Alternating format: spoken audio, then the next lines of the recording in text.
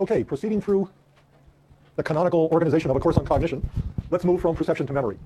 The principal theme of the lectures on social perception was that through our perceptual apparatus, we form a more or less coherent, unified representation of social objects. For example, people and their characteristics, their states, their behaviors, and so on. And the next thing that happens is that we store this information in memory.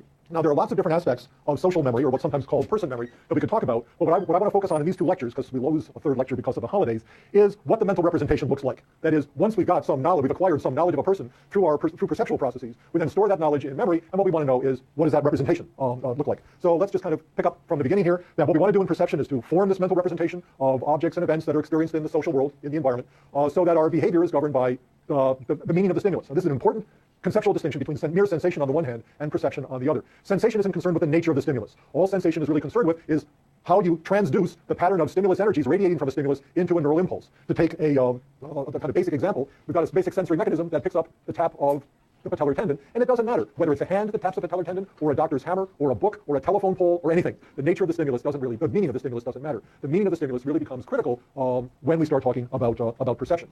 And this is especially the case when we consider that, from a cognitive point of view, every act of perception involves an act of categorization. This is one of the great aphorisms from Jerome Bruner. It's one of my favorite psychological aphorisms. But what Bruner really meant was that the act of perceiving an object isn't complete when we've simply identified its form and its location and whether it's moving or not, the kinds of things that are usually considered when we talk about perception. But rather, perception entails identifying the object, determining what it actually is that's out there, and how it's similar to some objects and different from others. That's what categorization is all about. So memory is in part relevant to the problem of person perception and impression formation, precisely because memory provides the conceptual knowledge that allows categorization to occur. You can't classify an object, a new object, as similar to some things and different from other things unless you know something about those other things, and that knowledge is stored in memory. So, okay, the function of memory, whether it's social memory or non-social memory, is simply to retain mental representation of an object or an event so that you can actually deal with that representation in the absence of the stimulus. The whole point of learning in memory is to permit people to behave in the absence of some kind of stimulus.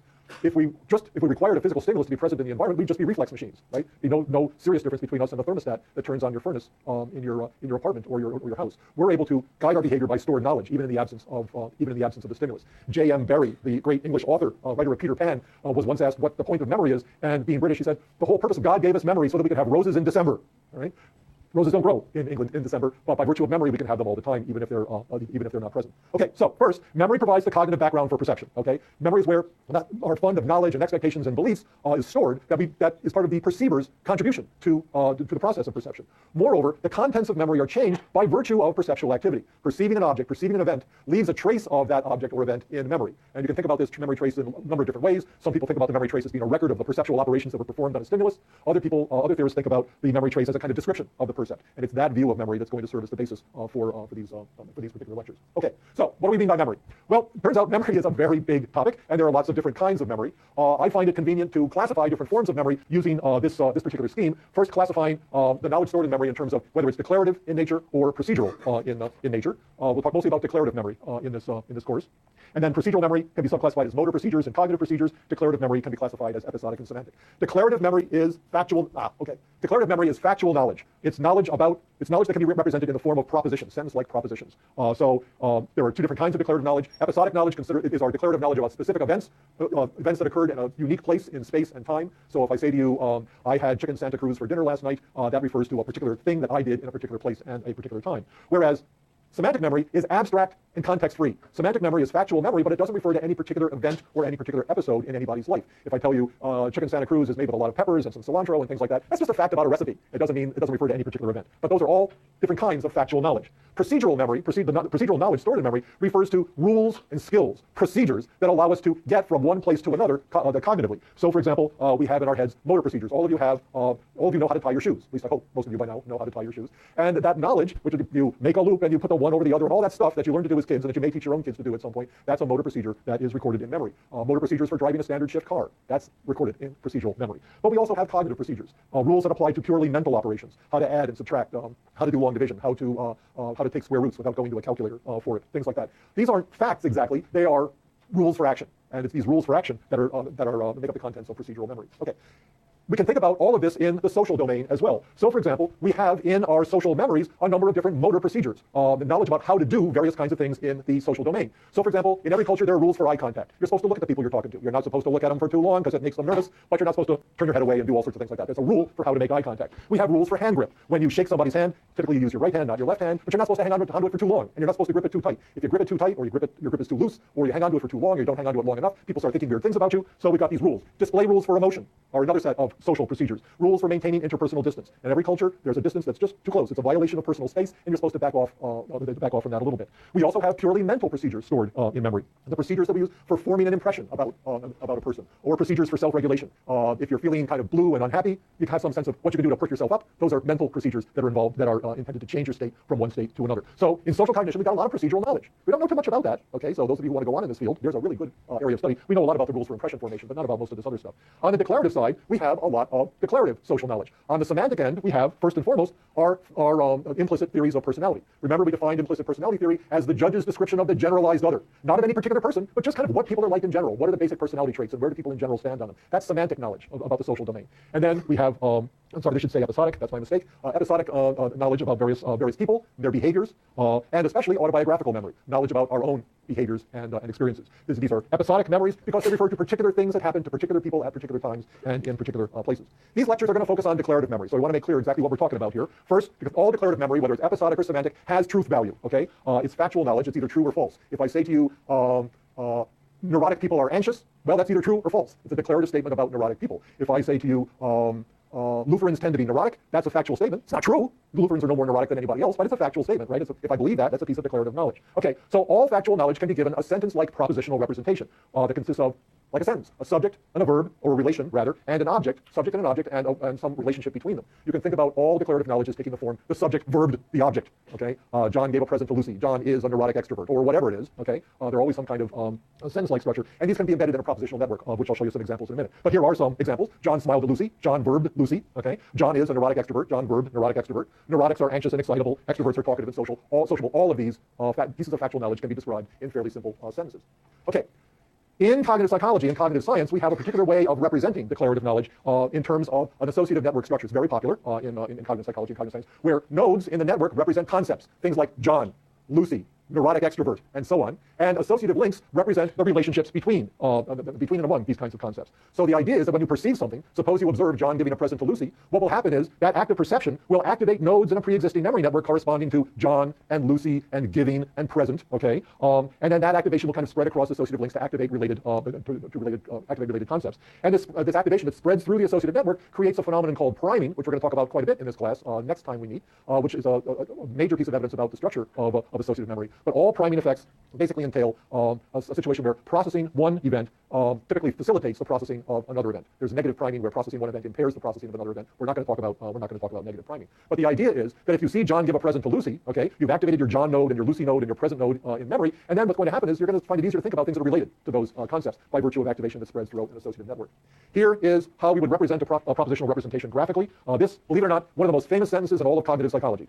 Okay? An entire book was written about this sentence. Very famous book, really wonderful book by John Anderson. The hippie touched the debutante. Okay? It's just a fact, represents some kind of event in the world. So here you have a node representing the hippie, and you have a node representing the debutante, and you have an associative link that represents the relationship between them, the fact that the hippie touched this debutante. Here is an alternative way of representing exactly the same kind of information. Here at the top you have a node that represents the proposition itself.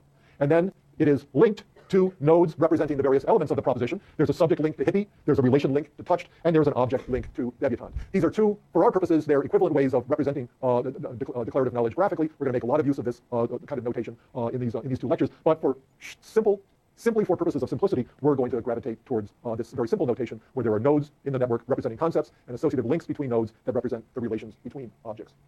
Here is an example of this kind of the semantic network from a recent paper by Tim Rogers and Jay McClellan after a famous model in cognitive psychology proposed by Collins and Quillian. And what you've got here is a network representing people's knowledge about living things. So living things can grow, living things are living, plant is a living thing, animal is a living thing, tree is a plant, flower is a plant, bird is an animal, fish is an animal, sunfish is a fish, Robin is a bird. Birds can fly. Birds have wings. All of your knowledge about birds and fish and trees and flowers can be recorded in a network like this, where nodes represent concepts and associative links represent associations between them. This is a very, very, very popular way of thinking about semantic memory. Now, just in passing, it's not the only way to think about this, okay? There's an alternative representational format known as connectionist modeling, which can represent the same kind of knowledge in a very different form. We are not going to deal with this in this course, okay? The only reason I mention it at all is that Fisk and Taylor do. They talk about the proceduralist or connectionist models of social memory, and this is what one looks like. I'll put some information about, in the lecture supplements about this, but I really do not want to take time to talk about it now. Okay, we're going to stick with our tried and true associative networks, and this is kind of what a piece of your associative network might look like. Okay, you've got our sentence, this famous sentence, the hippie touched the debutante, okay? And then there are associative links that fan out to associated concepts. So hippies drive Volkswagen buses, okay?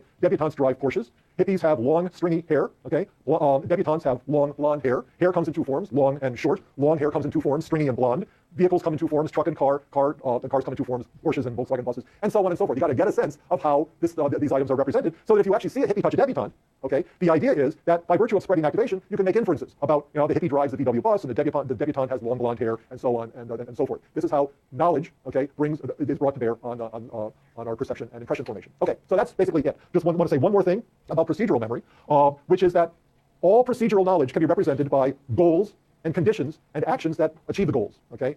If you want to drive a standard shift car, if you want to put a standard shift car in first you have to press the clutch down, okay? It's rules like that. The goals and conditions of procedural knowledge are represented by nodes in semantic memory, okay? Moreover, according to at least one prominent theory of procedural knowledge, all procedural knowledge begins as kind of a list of things to do, like your grocery list or your to-do list for the weekend around the house, and that with a lot of practice, you develop a lot of expertise, the knowledge kind of changes its format from declarative format to the procedural format. We don't have to go through this, I just want to touch bases about procedural knowledge. Okay, now, forget automaticity for a moment. Let's keep our focus on declarative memory and the kinds of declarative memory that we encounter in the social case. One form, as I mentioned before, is what we think of as autobiographical memory, okay? Where you have, in your head, you have a record of specific things that you've done, specific experiences that you've had, each of these events, each of these episodes located at a particular place in a particular time. So what would an autobiographical memory look like, okay? Well, first, there'd be a propositional description of the event, okay? John gave a present to Lucy. Then there would be some representation of episodic context. John gave a present to Lucy for Valentine's Day. Okay, so that specifies where it occurred. He gave it to her at home, the place it occurred. The causal relations, John gave Lucy a present because it was Valentine's Day and he knows he's supposed to. John gave Lucy a present on Valentine's Day because he said the wrong thing at the party the other night and he's trying to make up. Whatever caused him to do this. And then, of course, the causal implications go on from there. But all autobiographical memory has some other really interesting feature, which is that all autobiographical memory, by definition, has self-reference. The self is in there someplace. The hippie touched the debutante is not an autobiographical memory. That's a description of something that happened to somebody else. But if I say to you, I saw a hippie touch a debutante in the park, that's now an autobiographical memory. That's something about me. Or if I say to you, I was the hippie that touched the debutante in the park, that's also an autobiographical memory. That's something that I did. Or with a couple of changes, I could say, I was the debutante that the hippie touched, okay? Again, that would be an autobiographical memory. What's essential to an autobiographical memory is self-reference. And this self-reference comes in a number of forms. The self can be represented either as the agent or the patient of some action. So if the memory is I gave a present to Lucy, I'm the agent of the present giving. If the memory is Lucy gave a present to me, I'm the patient of the present giving. Those of you who have taken a course in linguistics will recognize these as Charles Fillmore's semantic roles. Okay, that's where this comes from. Okay. Or I can be the stimulus of some experience. Okay, I made Lucy happy, I'm the stimulus. Okay, for her happiness. Or Lucy made me happy, I'm the experiencer of happiness, where Lucy was the stimulus. So somehow in autobiographical memory, the self is represented in one of these four roles. And if Fillmore's right, these four roles exhaust all the possible roles. You're either the agent or the patient of some action, or you're the stimulus or experiencer of some state. The other thing that gets represented in autobiographical memory, which doesn't necessarily get represented in other forms of episodic memory, is the internal state of the self, okay? What's my cognitive state? What did I believe, okay, when I gave this present? Or what did I feel when I gave this present? Or what did I want when I gave this present? So the self is represented as well as the internal states that are associated with the self. Autobiographical memory, with this more or less explicit self-reference, is to be distinguished from semantic memory in the social domain, which is more, as I say, more abstract and context-free. So there's a lot of categorical knowledge about the social world. We're going to talk about that in the next set of lectures. There are also all sorts of other abstract, context-free knowledge about the social world that we have. Is that a question? Yeah. It's free of episodic context, is what I mean by that. So if I say to you, extroverts are talkative and sociable, that's just true of extroverts. It's not true of any particular extrovert, it's true of all extroverts. It's not true of extroverts on Thursday, it's true of extroverts on all the other days of the week. It's not true of extroverts in Norway, it's true of extroverts wherever they are. So if I say to you, John behaved in a very extroverted way at the party Saturday night, well, that's a context-specific statement. And you might say, wow, what was going on? He never behaves in an extroverted way. Well, he did on Saturday night at the party, right? So it's in episodic memory, the context specifies the conditions under which it's true. The statement is true, okay? But the larger point here is that in episodic memory, there's always a specification of context in terms of the time or place that some event happened. But in semantic social memory, if there is a context,